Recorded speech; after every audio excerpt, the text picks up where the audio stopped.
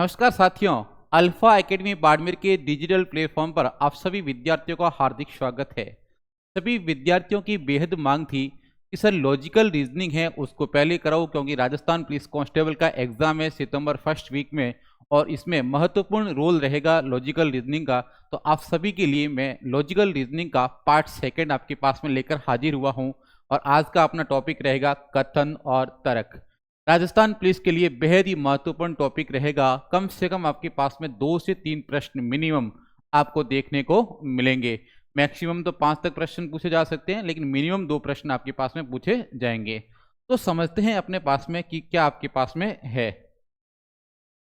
अब देखो, मैंने आपके पास में प्रश्नों से समझाने की कोशिश करूंगा क्योंकि समय अपने पास कम है। तो यहाँ पर आपके पास में ध्यान देना, 2 प्रकार के तर्क होंगे। एक प्रबल तर्क होगा और दूसरा आपके पास में कमजोर तर्क होगा। तो जो भी प्रबल तर्क होगा ये हमेशा कथन की विषय वस्तु से पूर्णतः संबंधित होगा। आपके पास में जो आपके पास में कथन में कहा गया है उसी पर आधारित होगा, उसी के बारे में बात करेगा।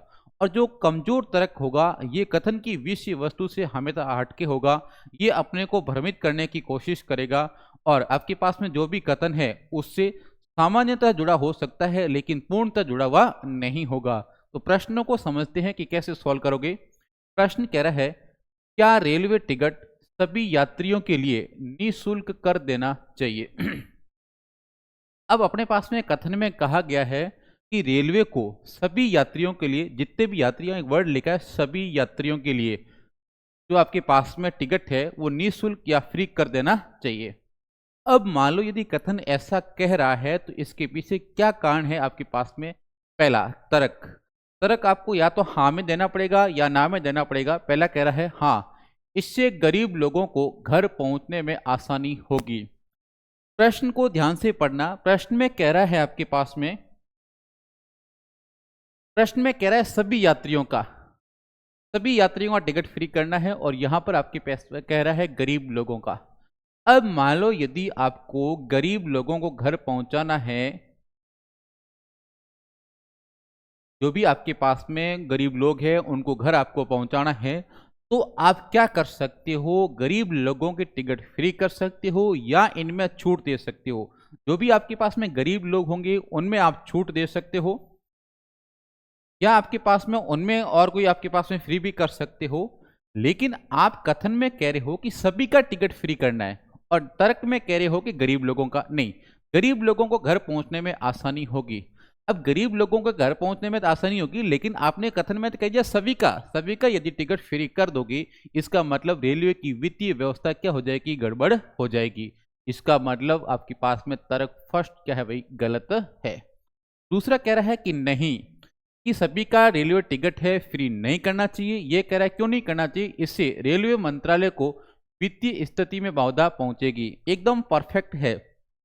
कथन कह रहा है कि सभी यात्रियों का फ्री कर दो। यदि मान लो आपने सभी यात्रियों के टिकट फ्री कर दी तो आपके पास में जो रेलवे है ये आपके पास में घाटे में चला जाएगा।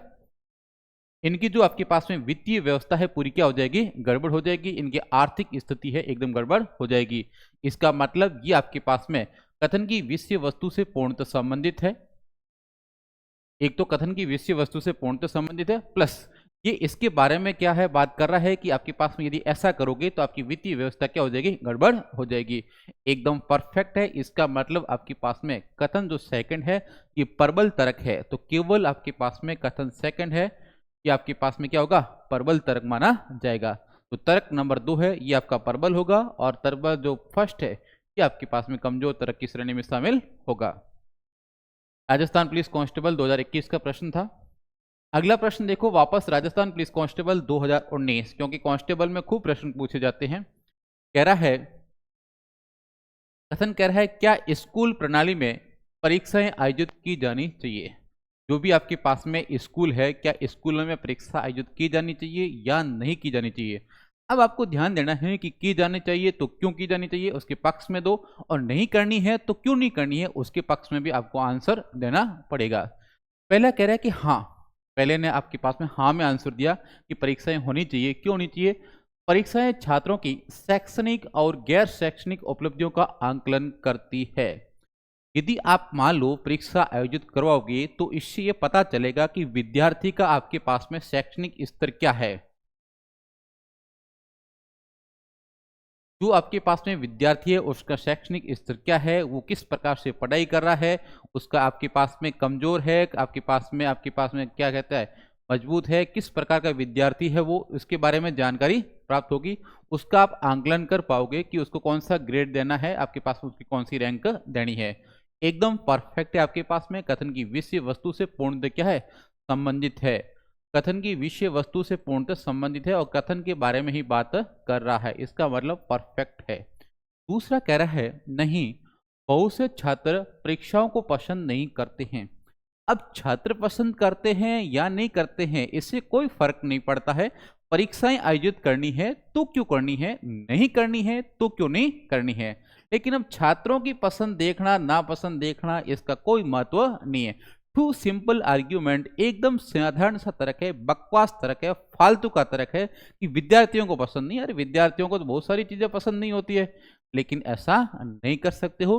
तो परीक्षा आयोजित होगी तो उससे क्या होगा, विद्यार्थी के शैक्षणिक स्तर का आंकलन होगा कि विद्यार्थी किस प्रकार से पढ़ाई कर रहा है। इसका मतलब आपका जो करेक्ट आंसर होगा ये होगा तर्क फर्स्ट है वो प्रबल है आपके पास में। तो केवल तर्क फर्स्ट क्या माना जाएगा, प्रबल तर्क माना जाएगा। तो उम्मीद कर रहा हूं कि आपको प्रश्न है समझ में आ रहे हैं। अगला प्रश्न आपके लिए आ रहा है राजस्थान पुलिस कांस्टेबल 2019। आप सॉल्व करने की कोशिश करो। कह रहा है क्या बच्चों को स्कूल में गृह कार्य दिया जाना चाहिए। जो भी आपके पास में स्कूल है वहां पर गृह कार्य देना चाहिए या नहीं देना चाहिए। अब जो मेन आपके पास में जो कथन है इसका जो केंद्र बिंदु है कथन का, आपको केंद्र बिंदु ढूंढना है कि कथन किस पर आधारित है, किसके बारे में बात कर रहा है। तो कथन बात कर रहा है स्कूल में गृह कार्य, तो इसका जो सेंटर पॉइंट है वो आपके पास में गृह कार्य है कि गृह कार्य दिया जाना चाहिए या नहीं दिया जाना चाहिए। तो इसके पक्ष में रखना है। यदि हाँ में आंसर देना है तो आपको देना पड़ेगा कि क्यों देना चाहिए, और यदि ना में देना है तो क्यों नहीं देना चाहिए। अब कह रहा है कि हाँ, इससे ये सुनिश्चित होगा कि वो स्कूल के बाद कुछ समय पढ़ाई करते हैं। मान लो आपने विद्यार्थी है उसको 10 प्रश्न है गृह कार्य में दिए, और मान लो यदि वो पूरा गृह कार्य करके लेके आता है, इसका मतलब ये हुआ है कि वो स्कूल के समय है, जो स्कूल का समय है इसके बाद भी क्या करता है, वो पढ़ाई करता है। इसका मतलब वो विद्यार्थी घर जाकर क्या करता है, पढ़ाई करता है। एकदम परफेक्ट है। कथन की विषय वस्तु से पूर्णतः संबंधित है, कथन के बारे में ही बात कर रहा है और ये आपके पास में बता रहा है कि क्यों देना चाहिए। इससे आपके पास में पढ़ाई का आपके पास में पता लगेगा। दूसरा कह रहा है, इसका मतलब पहला परफेक्ट है। दूसरा क्या कह रहा है देखो, नहीं, बच्चों को स्कूल में गृह कार्य दिए जाने का कोई लाभ नहीं है। एकदम टू सिंपल आर्ग्यूमेंट, बहुत सा साधारण आर्ग्यूमेंट है, एकदम बकवास आर्ग्यूमेंट है कि आपके पास में गृह कार्य देने का कोई लाभ नहीं। अरे लाभ तो होता ही है, बच्चे घर जाके पढ़ाई करेंगे तभी तो जाके आपके पास में रिवीजन होगा, बच्चों के आपके पास में सब्जेक्ट क्या होंगे, स्ट्रांग होंगे। ये कह रहा कोई भी लाभ नहीं होगा। टू सिंपल आर्ग्यूमेंट, बहुत साधारण आपके पास में तर्क है। इसका मतलब बहुत साधारण तर्क होने की वजह से आपके पास में क्या है, गलत माना जाएगा। तो आपका आंसर होगा केवल तर्क फर्स्ट, प्रबल तर्क है। तो उम्मीद कर रहा हूं कि आपको प्रश्न है ये समझ में आ रहे हैं। अगला देखो आपके पास में क्या कह रहा है। अगला वापस आपके पास में राजस्थान पुलिस कांस्टेबल 2019 का प्रश्न में लेके आया हूं। ये कह रहा है क्या स्कूल के क्षेत्र में भोजन गृह या कैंटीन होनी चाहिए। जो भी आपके पास में स्कूल है उसमें कैंटीन होनी चाहिए या नहीं होनी चाहिए। तो आपके पास में केंद्र बिंदु पकड़ो कि एक तो स्कूल की बात कर रहा है और दूसरा आपके पास में कैंटीन की बात कर रहा है। तो पूरा कथन है इन दोनों के आसपास घूमेगा। यदि आपके पास में स्कूल में कैंटीन होनी चाहिए तो क्यों होनी चाहिए, और नहीं होनी चाहिए तो क्यों नहीं होनी चाहिए। दोनों के पक्ष में यदि हाँ में आंसर दे रहे हो तो उसके पक्ष में मजबूत तर्क दो, और यदि ना में दे रहे हो तो उसके पक्ष में मजबूत पक्ष रखो कि क्यों नहीं होनी चाहिए। अब कह रहा है, पहले ने कहा हाँ स्कूल में आपके पास में कैंटीन होनी चाहिए। क्यों होनी चाहिए, कि कुछ छात्र और कर्मचारियों के लिए प्रतिदिन अपने घर से खाना लाना असुविधाजनक होता है। अब मान लो जैसे अपने पेरेंट्स कई बार बाहर चले गए तो आपके पास में मान लो खाना वाना उपलब्ध नहीं है बच्चों के लिए, या आपके पास में बाहर की कोई फैकल्टी आके स्कूल में पढ़ा रही है तो हो सकता है उनको भी खाने में क्या हो, दिक्कत हो। तो यदि आपके पास में कैंटीन वहाँ पर है तो वो आपके पास में छात्र है या कर्मचारी है वहाँ पर रेस्ट में आपके पास में आराम से खाना खा सकता है। इसका मतलब उसके पक्ष में मजबूती से ये कह रहा है कि होनी चाहिए। क्यों होनी चाहिए? कि इससे क्या है, आपके पास में जो मान लो घर से खाना नहीं ला सकता है वो भी खाना खा सकता है। इसका मतलब कथन की विषय वस्तु से पूर्णतः संबंधित है, कथन के बारे में सकारात्मक पॉजिटिव पक्ष रख रहा है मजबूती के साथ में। इसका मतलब पहला तो सही है। दूसरा क्या कह रहा है, नहीं स्कूल के क्षेत्र में भोजन गृह या कैंटीन नहीं होना चाहिए। अरे भाई क्यों नहीं होना चाहिए, कुछ बताया नहीं इसने। भाई नहीं होना चाहिए तो इससे क्या नकारात्मक हानियां हैं, इससे आगे जाके क्या प्रभाव पड़ेगा, इसके बारे में कुछ भी नहीं बताया है। इसके बारे में यदि कुछ भी जानकारी नहीं है, इसका मतलब टू सिंपल आर्ग्यूमेंट, बहुत साधारण तर्क, बकवास तर्क होने की वजह से क्या है, गलत माना। भाई यदि आपने नाम में आंसर दिया है तो बताओ ना कि इसके क्या क्या नकारात्मक प्रभाव पड़ेंगे, इसके बारे में कोई जानकारी नहीं है। इसका मतलब आपके पास में सेकंड तो गलत हो गया। आपका जो करेक्ट आंसर होगा वो होगा केवल तर्क, फर्स्ट क्या है, प्रबल तर्क माना जाएगा। तो उम्मीद कर रहा हूं कि आपको प्रश्न है लॉजिकल रीजनिंग के समझ में आ रहे हैं। सारे प्रश्न में जो पुलिस कांस्टेबल एग्जाम है उसी के लेके आया हूं ताकि आपको पता चले कि एग्जाम में किस प्रकार के प्रश्न बनते हैं। तो अगला प्रश्न देखो क्या कह रहा है, आप सॉल्व करने की कोशिश करो कि प्रश्न क्या कह रहा है। प्रश्न कह रहा है, क्या सरकार को गर्मियों के मौसम में सूती कपड़ों के अलावा अन्य कपड़ों के उपयोग पर प्रतिबंध लगा देना चाहिए। जो भी सूती कपड़े हैं, यहाँ पर ध्यान देना, ये कह रहा है कि सूती कपड़े हैं इसके अलावा जो भी कपड़े आपके पास में मार्केट में उपलब्ध है उनके ऊपर आपको प्रतिबंध या रोक लगानी है। अब यदि उनके ऊपर रोक लगानी है तो क्यों लगानी है, नहीं लगानी है तो क्यों नहीं लगानी है। पहला कह रहा है गर्मियों के दिनों में सूती कपड़े हमारे शरीर को अधिकतम ठंड प्रदान करते हैं। अब दूसरा कह रहा है नहीं, नागरिकों को किसी भी मौसम में किसी भी प्रकार के कपड़े पहनने का अधिकार है। राजस्थान पुलिस कांस्टेबल 2019 का प्रश्न है। पहला यहाँ पर देखो क्या कह रहा है कि सर इसके ऊपर आप क्या कर दो, प्रतिबंध लगा दो। क्यों लगा दो? कि गर्मियों में आपकी क्या है, सूती के कपड़े ठंडक प्रदान कर रहे हैं। अब आपके पास में सूती में कपड़े हैं वो ठंडक प्रदान कर रहे हैं तो बाकी सभी के ऊपर रोक लगा दो। नहीं, ऐसा नहीं किया जा सकता है। ऐसा आप करोगे तो नई नई समस्या आपके पास में उत्पन्न हो जाएगी, तो ऐसा नहीं किया जा सकता है। दूसरा क्या कह रहा है, नहीं नागरिकों को किसी भी मौसम में किसी भी प्रकार के कपड़े पहनने का अधिकार है। अपना जो भारतीय संविधान है ये कैसे भी कपड़े पहनने का आपको अधिकार देता है। जो व्यक्ति जैसी पसंद है वैसे कपड़े पहन सकता है किसी भी मौसम में किसी भी समय। तो आपके पास में परफेक्ट है, आपके पास में कथन की विषय वस्तु से पूर्णतः संबंधित है कि सभी का अपना अपना अधिकार है, वो कैसे आपके पास में कपड़े पहन सकता है। तो आपका करेक्ट आंसर माना जाएगा तर्क सेकंड, प्रबल तर्क होगा। तो आपके पास में करेक्ट आंसर होगा केवल तर्क सेकंड, प्रबल तर्क है। अगला प्रश्न आप सोल्व करो क्या कह रहा है। अगला प्रश्न वापस राजस्थान कांस्टेबल 2021 का प्रश्न है, आप सॉल्व करने की कोशिश करो क्या कह रहा है। क्या प्रतिष्ठित लोग जो कि अज्ञानवश अपराध कर देते हैं के साथ विशेष व्यवहार किया जाना चाहिए। जो भी समाज में प्रतिष्ठित लोग हैं जिनका आपके पास में अलग रुतबा है, वो लोग मान लो दिया कोई अपराध कर देते हैं तो उसको आपके पास में छूट देनी चाहिए या नहीं देनी चाहिए। इसके बारे में कह रहा है कि हाँ प्रतिष्ठित लोग जानबूझकर अपराध नहीं करते हैं। अब प्रतिष्ठित लोग हैं जानबूझ के अपराध करते हैं कि नहीं करते हैं इसकी अपने को कोई जानकारी नहीं है। अब उसने अपराध जानबूझ किया है कैसे किया है इसके बारे में अपने को कोई जानकारी नहीं है। दूसरा कह रहा है नहीं, यह हमारी नीतिगतता है कि कानून के समक्ष सभी समान है। अपना जो भारतीय संविधान है ये कहता है कि आपका पास जो भी कानून है भारत का वो ये कहता है कानून के समक्ष सभी समान है, सभी समान। भारतीय कानून के समक्ष कोई भी अमीर कोई भी गरीब कोई नहीं होता है। भारत के आपके पास में कानून के समक्ष सभी समान है। यदि आपने कोई बड़ा आदमी है उसने अपराध किया है तो ही वो भी सजा मिलेगी, और मान लो किसी गरीब ने आपके पास में कोई अपराध किया है तो आपके पास में वही सजा मिलेगी। यदि दोनों का अपराध समान है तो उनको सजा भी क्या मिलनी चाहिए, समान मिलनी चाहिए, क्योंकि कानून ये कहता है कि सभी कानून के समक्ष समान है। दूसरा एकदम परफेक्ट है कि कानून है कि सभी आपके यहाँ समान हो, तो आपके पास में करेक्ट होगा, आपके पास में केवल तर्क सेकंड प्रबल तर्क है। केवल तर्क कौन सा है, सेकंड प्रबल तर्क माना जाएगा। अगला प्रश्न आपके पास में पीटीटी 2019 का मैं लेके आया हूं, क्या कह रहा है, कह रहा है क्या एकल परिवार संयुक्त परिवार से ज्यादा अच्छे हैं। जो एकल परिवार आपके पास में है क्या वो संयुक्त परिवार से ज्यादा अच्छे है तो क्यों है, नहीं है तो क्यों नहीं है।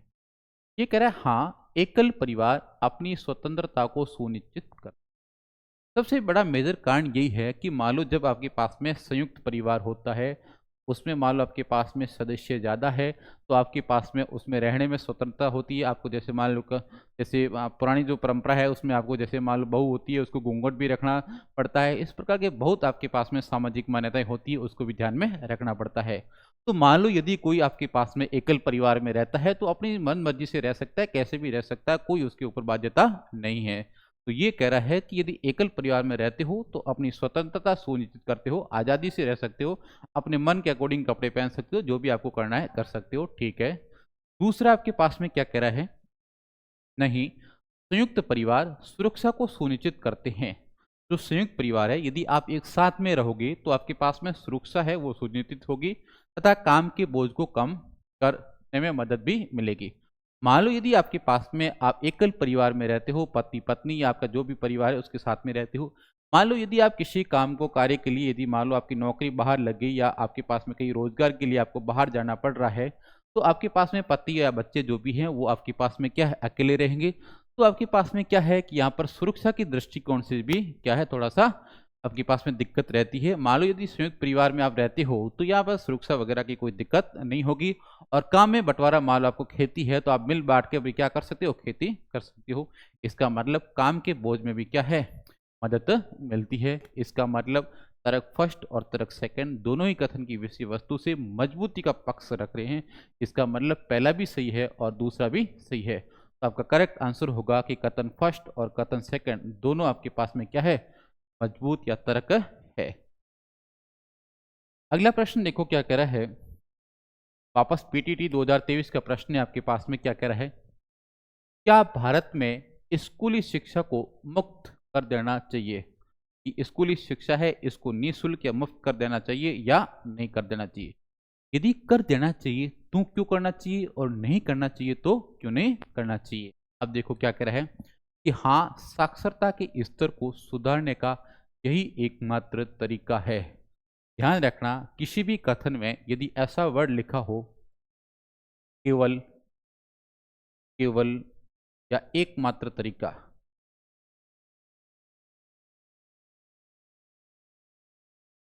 तो ये वर्ड आपके पास में उस तर्क को हमेशा कमजोर बना देते। यदि आपने ऐसे वर्ड प्रयोग कर दिए तो आपके पास में तर्क कमजोर माना जाएगा। कहीं पर भी लिखा हो कि यही एकमात्र तरीका है, केवल यही तरीका है, इसका मतलब वो हमेशा आपके पास में कमजोर की श्रेणी में आएगा, प्रबल की श्रेणी में नहीं आएगा। ये कह रहा है कि साक्षरता के स्तर को सुधारना है तो इसका एकमात्र तरीका यही है, ये वह आपके पास में गलत हो गया। एकमात्र तरीका आपके पास में वर्ड प्रयोग होते ही कमजोर माना जाएगा। दूसरा कह रहा है नहीं, यह राजकोष पर पहले से ही भारी बोझ को और बढ़ा देगा। अब मान लो यदि आपके स्कूली शिक्षा है उसको पूरा ही आपके पास में निःशुल्क कर दिया, तो ये कह रहा है कि मान लो अपना जो राजकोष है उसके ऊपर और आपके पास में वित्तीय बर्डन बढ़ जाएगा। तो सही है, आपके पास में और बोझ है वो बढ़ जाएगा। तो आपके पास में केवल आपके पास में तर्क जो सेकंड है ये प्रबल तर्क माना जाएगा। तो आपका करेक्ट आंसर होगा केवल तर्क है वो सेकंड प्रबल तर्क है। उम्मीद कर रहा हूं कि आपको लॉजिकल रीजनिंग समझ में आ रही होगी। तो अगला देखो क्या कह रहा है, अगला आपके पास में आरएएस, आरएएस जो परीक्षा होती है 2016 उसका प्रश्न है। क्या कह रहा है, आरपीसी का प्रश्न है भाई, वाहन चलाते समय क्या मोबाइल फोन के उपयोग पर प्रतिबंध होना चाहिए। यदि आप वाहन चला रहे हो तो आपके फोन के ऊपर प्रतिबंध है, होना चाहिए या नहीं होना चाहिए। ये कह रहा है कि हाँ, ज्यादातर समय दुर्घटना का कारण बनता है। ये कह रहा है कि कोई भी व्यक्ति यदि वाहन चलाते समय फोन का प्रयोग करेगा तो वहां पर दुर्घटना होने की संभावना बढ़ती है, वहां पर एक्सीडेंट होने की संभावना रहती है। एकदम परफेक्ट है, एकदम कथन की विषय वस्तु से पूर्णतः संबंधित है। दूसरा कह रहा है नहीं, मोबाइल उपयोग करने वालों की आपात स्थिति में समस्या हो जाएगी। अब मान लो यदि आपको फोन आ गया है, बात ही करनी है, तो अपने वाहन को रोड की साइड में कहीं पर पार्क करिए। वहां पर रोकने के बाद आराम से आप क्या है बात कर सकते हो, लेकिन वाहन चलाते समय आप बात नहीं कर सकते हो। ये कह रहा है उपयोग करने के लिए आपात स्थिति, और कोई आपात स्थिति नहीं होती, आप वाहन खड़ा करके आराम से बात कर सकते हो। तो आपका आंसर होगा केवल तर्क फर्स्ट है, वो प्रबल तर्क है। यदि आप वाहन चलाते हो तो आपको फोन का उपयोग नहीं करना है। क्यों नहीं करना है? इससे दुर्घटना होने की संभावना बनती है। मान लो यदि आप मोबाइल पे बात कर रहे हो, आपका ध्यान भंग हो गया, तो आप किसी भी वक्त है दुर्घटना का कारण बन सकते हो। यदि मान लो हो सकता है आप सामने वाले को आपके पास में टक्कर मार सकते हो, या सामने वाला आके आप में गिर जाए, इसका कोई पास के पास में कैसा भी एक्सीडेंट हो सकता है। अगला देखो वापस RS 2023 का क्या कह रहा है। क्या ट्रेनों में सभी डीजल इंजनों को विद्युत इंजनों से बदला जाना चाहिए? यदि आपने देखा हो तो शुरुआत में आपके पास में कोयले के इंजन आए, कोयले के बाद में आपके पास में डीजल के इंजन आए, और डीजल के बाद में अब आपके पास में विद्युत इंजन आ चुके हैं, इलेक्ट्रिकल इंजन आपके पास में आ चुके हैं। अब मान लो जब कोयला था तो आपके पास में धुआं बहुत होता था, धुआं होता था, धुएं की वजह से बहुत ज़्यादा क्या होता था, प्रदूषण होता था। उस प्रदूषण को रोकने के लिए धीरे धीरे अपन कौन से पे आए, कोयले से आए अपन डीजल के ऊपर। डीजल से भी बहुत से आपके पास में है, आपके पास में प्रदूषण होने की संभावना भी रहती है। तो अपन धीरे धीरे कहाँ पर आ रहे हैं, विद्युत की ओर आ रहे हैं। विद्युत आपके पास में जो इंजन होते हैं, इसमें किसी प्रकार का प्रदूषण नहीं होता है। ये कह रहा है कि हाँ, डीजल ईंधन के कारण प्रदूषण होता है। इस प्रदूषण को रोकने के लिए आप क्या है, डीजल के स्थान पर विद्युत इंजनों का प्रयोग कीजिए। एकदम परफेक्ट तर्क है, पूर्णतः कथन की विषय वस्तु से क्या है संबंधित है, और आपके पास में पॉजिटिव भी है, और इसको आपके पास में सुधारने की भी कोशिश कर रहा है। पहला तो एकदम परफेक्ट है। दूसरा कह रहा है नहीं, भारत घरेलू आवश्यकताओं को पूरा करने के लिए प्राप्त बिजली का उत्पादन नहीं करता है।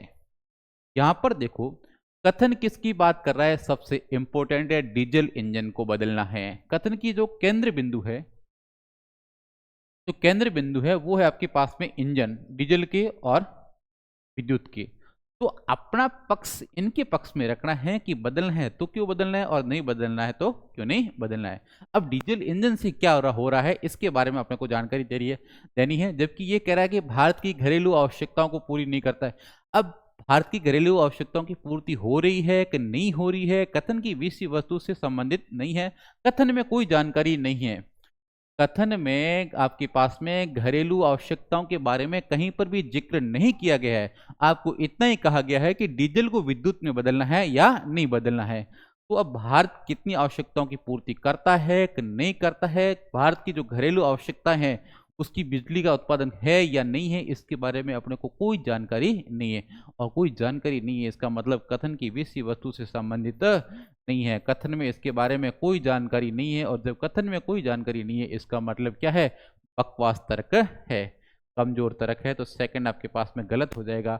आपका करेक्ट आंसर होगा केवल तर्क फर्स्ट, प्रबल तर्क माना जाएगा। तो उम्मीद कर रहा हूं कि लॉजिकल रीजनिंग समझ में आ रही है। अपने चैनल को अधिक से अधिक शेयर करते रहो, ताकि जो भी राजस्थान पुलिस कांस्टेबल की तैयारी कर रहा है उन सभी विद्यार्थियों तक ये आपका चैनल पहुंच पाए। अगला प्रश्न देखो, वापस RS 2021 में पूछा गया प्रश्न है। देखो क्या कह रहा है। कह रहा है क्या मोटरसाइकिल को चलाते समय चालक और पिछली सीट पर बैठे व्यक्ति दोनों के लिए हेलमेट पहनने के नियम का कठोरता से पालन करवाना चाहिए। अब आपके पास में ये कह रहा है कि यदि आप मोटरसाइकिल चला रहे हो तो जो आप चला रहा है उसके और जो पीछे व्यक्ति बैठा है दोनों के हेलमेट होना चाहिए। अब होना चाहिए तो क्यों होना चाहिए, नहीं होना तो क्यों नहीं होना चाहिए। पहला देखो क्या कह रहा है, नहीं, प्रत्येक व्यक्ति स्वयं के जीवन की रक्षा कैसे करनी है जानता है, और इसके लिए उसके विवेक पर छोड़ देना। अरे नहीं भाई, गलत, बकवास। व्यक्ति की मन मर्जी से कहीं पर नहीं चलेगी। जो कानून है उसका पालन आपको कड़ी से करना पड़ेगा। अब अपने पास में राजस्थान के अंदर या आपके पास में अपने कानून बना हुआ है कि हेलमेट दोनों को पहनना अनिवार्य है, तो ये तो कानून का ही विरोध कर रहा है, कानून का विरोध आप नहीं कर सकते हो। दूसरा कह रहा हाँ ये नियम है और नियमों का पालन कड़ाई से सभी को करना चाहिए, ये अपने नियम है और नियम का पालन अपने को करना चाहिए। सही है। हाँ ये आवश्यक है क्योंकि सिर शरीर का सबसे संवेदनशील और नियंत्रक अंग है और इसे हेलमेट द्वारा सुरक्षित किया जा सकता है। आपने कई बार एक्सीडेंट में देखा होगा, मान लो आपके पास में हेलमेट पहना है तो प्रथम दृष्टया मान लो आपके पास में कोई गाड़ी का एक्सीडेंट होता है तो आप गिर कर भी उछल के पड़ते हो, तो भी आपके पास में हेलमेट है, ये आपकी सुरक्षा करता है। आपके पास में सिर है, उसमें चोट कम लगती है, मान लो आपका यदि सिर पे चोट लगती है तो आपके पास में खून का बहाव होगा, और जैसे ही खून का बहाव होगा आपके पास में क्या है, मृत्यु होने की संभावना बढ़ जाती है। तो यदि आपके पास में हेलमेट पहना है तो प्रथम दृष्टया आपका सर सुरक्षित है। यदि खोपड़ी यदि आपकी सुरक्षित है तो आपके बचने की संभावना थोड़ी सी ज्यादा हो जाती है। इसका मतलब ये भी क्या है, सही है। नहीं, यह सिर की सुरक्षा सुनिश्चित नहीं करता है, बकवास। अरे सिर की सुरक्षा सुनिश्चित करता है तभी तो अपन हेलमेट पहनते हैं, बाकी अपन हेलमेट सिर के स्थान पर हाथ में पहन लेते नहीं। तो यदि सिर में पहना है इसका मतलब वो सिर की क्या है, सिर की सुरक्षा करता है। तो आपके पास में करेक्ट आंसर हो जाएगा 2 और 3। तर्क 2 और 3 है, ये प्रबल तर्क माने जाएंगे। अगला प्रश्न वापस सीटी 2022 का प्रश्न है। क्या कह रहा है देखो, क्या लोगों द्वारा आयकर को टाल देना चाहिए, जो भी अपना टैक्स है उसको चोरी करनी चाहिए या नहीं करनी चाहिए। ये कह रहा है कर अत्यधिक उच्च है। अब ये कह रहा है कि आयकर है, आयकर को टालना चाहिए या चोरी करनी चाहिए कि नहीं करनी चाहिए। ये कह रहा है यार टैक्स बहुत ज्यादा है, टैक्स ज्यादा है तो थोड़ी क्या कर लेते हैं, चोरी कर लेते हैं। नहीं, ऐसा नहीं। अब टैक्स जो ज्यादा है या कम है इससे आप चोरी नहीं कर सकते हो, इसका मतलब ये आपके पास में गलत है। दूसरा कह रहा है कि अपने को टैक्स में चोरी नहीं करनी चाहिए। क्यों नहीं करनी चाहिए, यह कल्याण कार्यक्रमों को बाधित करेगा। टैक्स क्यों लिया जाता है, टैक्स आपके पास में रेवेन्यू कलेक्शन के लिए जाता है, राजस्व के लिए। सरकार आपसे टैक्स लेगी तभी तो सरकार को क्या है, रेवेन्यू या राजस्व प्राप्त होगा, और जो भी राजस्व प्राप्त होगा टैक्स से, इससे आपके पास में क्या है, आपके पास में अलग अलग कार्यक्रम चलाए जा सकते हैं आपके पास में कल्याण के लिए या विकास के लिए, क्योंकि यदि विकास कराना है तो टैक्स क्या है, अनिवार्य है। अब दूसरा कह रहा है कि यदि आप टैक्स की चोरी करोगे तो अपने जो भी कार्यक्रम कल्याण के चल रहे हैं वो क्या बाधित होंगे, क्योंकि जब सरकार के पास में रेवेन्यू ही नहीं होगा तो आपके पास में कार्यक्रम नहीं चलाए जा सकते हैं। इसका मतलब सेकंड एकदम परफेक्ट है। तो आपका आंसर होगा केवल तर्क सेकंड है, ये प्रबल तर्क है। तो उम्मीद कर रहा हूं कि लॉजिकल रीजनिंग आपको पूरी समझ में आ रही है। अगला प्रश्न आपके पास में अपन कल देखेंगे। यहां तक आप एक बार रिवाइज कर लेना, पूरा वीडियो को देखना और वीडियो को शेयर भी करते रहना। धन्यवाद।